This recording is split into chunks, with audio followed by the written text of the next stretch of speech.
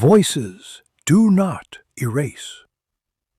In the attic of an old house, the first things to greet me were dust, oblivion, and cobwebs. I had been looking for a box of blankets. Instead, I found something strange. A square wooden case, painted a pale, faded green, old, scratched, but not locked, unremarkable in every way, except for the writing on the lid. Voices do not erase. Inside, dozens of magnetic tapes, not a single label. Curiosity, lending me a strength I did not know I had, pushed me, together with the box, back through the attic hatch and down into the study, where, thanks to my unfortunate love for obsolete things, stood a stereo system capable of playing nearly every forgotten format of recorded sound. I placed the box on the floor, carefully, almost reverently.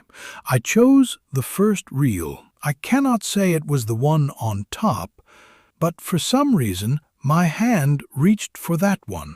I pushed it in until it clicked, threaded the loose end of the tape onto the take-up reel. Hiss, crackle, and then a voice. My own.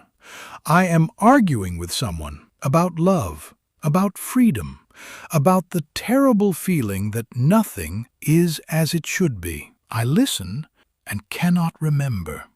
When was this? Was it even real? Behind my voice, another one, gentle, painfully familiar, yet elusive, like a dream suspended on the edge of waking. I cannot recognize who it is, and suddenly, for no reason I understand, I want to weep.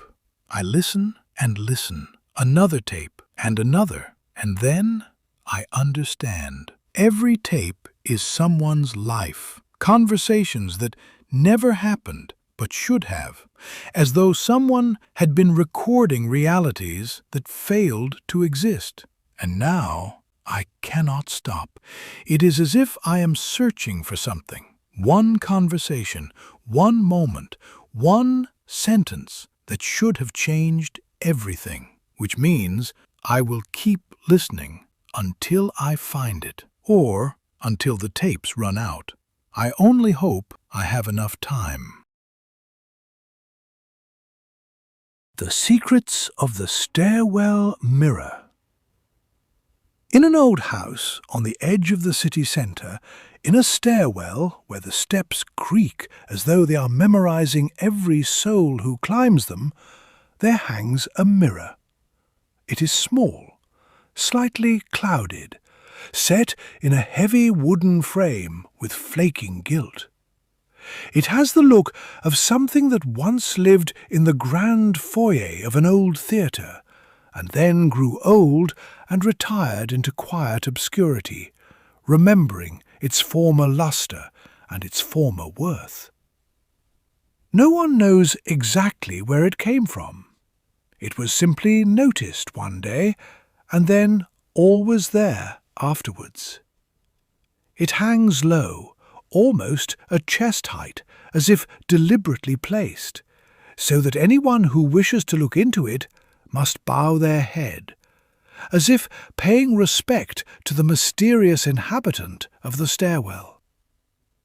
They say that if you look into it in the evening, strictly between 9 o'clock and 1/4 past, you do not see your own reflection. Or rather, you do, but the self you might have become had you once made a different choice, had you turned the other way. The young man from the 3rd floor saw himself as a violinist, playing in some marble hall beneath a glass dome.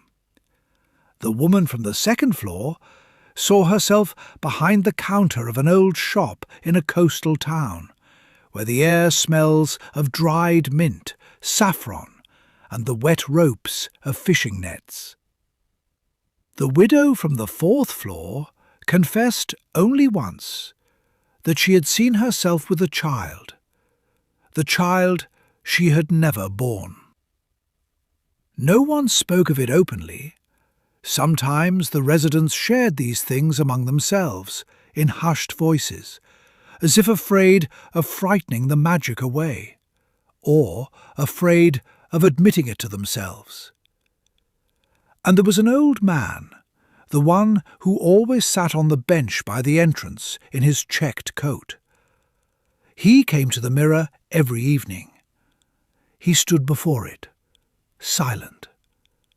And then he would smile, just a little, nod to his own reflection and say, "So, it was not for nothing, after all."